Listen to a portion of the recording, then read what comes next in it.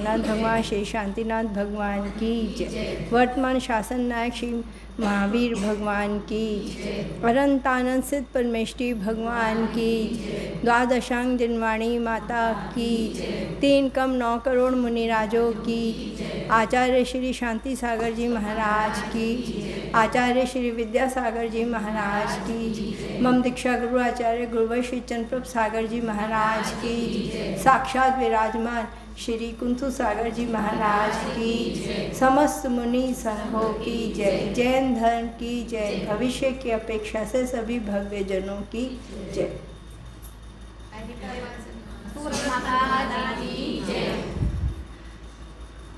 मुनि श्री, आज जैसा सबका भाव है मेरा भाव भी वैसा ही हो रहा है। आज जैसा सबको लग रहा है मुझे भी वैसा ही लग रहा है। एक गुरु यहाँ धरती पर छोड़कर चले गए। एक गुरु ने दीक्षा से पहले ही कहा था साथ नहीं रखूँगा, और आप मिले तो आप भी आज जा रहे हैं। और जब हम पूर्वाश्रम में थे तो हमारा भी ऐसा ही संबंध हो जाता था मुनियों के साथ, महाव्रतियों के साथ। तो हम एक भजन गाया करते थे, किसने ये ऐसी रीति बनाई, कोई तो रोको मुनि को विहार से। ये भजन मिलता है ना। गिरने टाल से मोरे रोको कोई मुनि को विहार से। तो तब हम भी इसी भावना से गाते थे कि कोई रोको, रुक जाए, क्योंकि 4 महीने रहने के बाद इतना वात्सल्य मिलता था कि उसमें डूबते उतराते हुए बाहर आने की इच्छा नहीं होती थी। उस समय उन्हें कैसा लगता होगा ये मैं बाद में समझ पाई,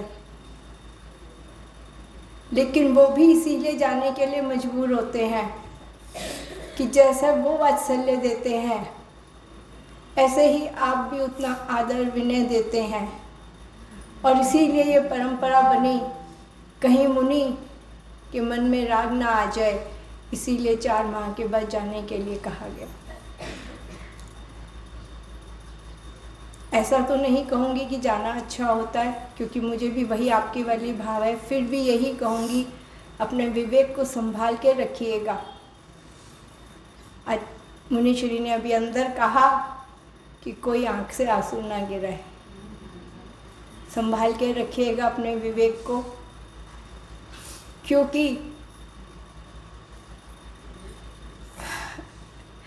मुझे भी बिल्कुल बार बार कह रही हूँ, जानती हूँ मैं भी उपचार से महाव्रती हूँ, लेकिन उसके बावजूद भी स्त्री भी हूँ। आपको पता है, स्त्री अगर वाचाल होती है तो कोमल हृदय भी होती है।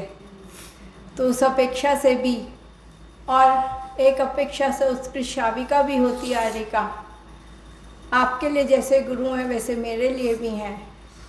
इसीलिए यही कहूँगी, इन सब की जो भाव है वही कि पुनः दर्शन हो, पुनः दर्शन हो, आपके पुनः बार बार दर्शन हो।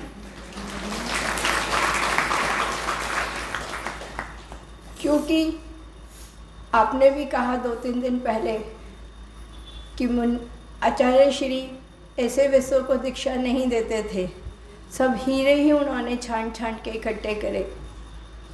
आपके उनके बेशकीमती खजाने के एक रत्न है। और सदलगा की धरती इस अपेक्षा से धन्य हो गई कि आचार्य श्री तो लौट के नहीं आए, लेकिन उनके रत्न यहाँ कभी कभी आ जाते हैं। फिर से आए यहीं महाराज जी और अन्य भी उनके रत्न सभी आए यहाँ पर। और ऐसा तो अब वो कीर्तिमान स्थापित करके जा ही रहे हैं। जो कीर्ति स्तंभ बन रहा है वो कीर्तिमान ही हो रहा है। तो इसलिए बार बार यहाँ पर आना ही पड़ेगा। बाकी आपके नगर में अब तो ग्राम नहीं रहा, नगर ही हो गया। इतना अच्छा जीर्णोद्धार का कार्य हुआ, इतनी सब उपलब्धियाँ हुई। आप लोगों को तो बहुत मिला, मैं तो पहले नहीं आई, लेकिन अभी जो कुछ भी मैंने देखा तो पता चला इस सब में मुनिश्री की ही देन ज़्यादा रही है। पूर्व में कैसे थे मुझे नहीं मालूम, लेकिन मुझे तो बहुत ज़्यादा अच्छे संभले हुए श्रावक दिखे, जो उनकी ही आपको दी हुई देन है। ज़्यादा कुछ नहीं कहूँगी, क्योंकि अपने हृदय का कटोरा बिल्कुल स्वच्छ करके उनकी वाणी को अमृत की तरह उसमें भर लीजिए, और यदि कहीं पर कुछ स्नान करके कुछ अशुद्धि रह गई हो वो भी आज निकाल लीजिए। इसलिए उनका आदेश था, इसलिए 2 शब्द कहे, 2 की जगह 20 वाक्य तो हो ही गए होंगे। फिर भी आज मैं ही निवेदन कर रही हूँ आप सबकी तरफ से। मुनिश्री, आप विहार का निर्णय कर चुके हैं, पर आप अपने गुरु के ही शिष्य हैं, बदलेंगे नहीं, ये हम समझ रहे हैं।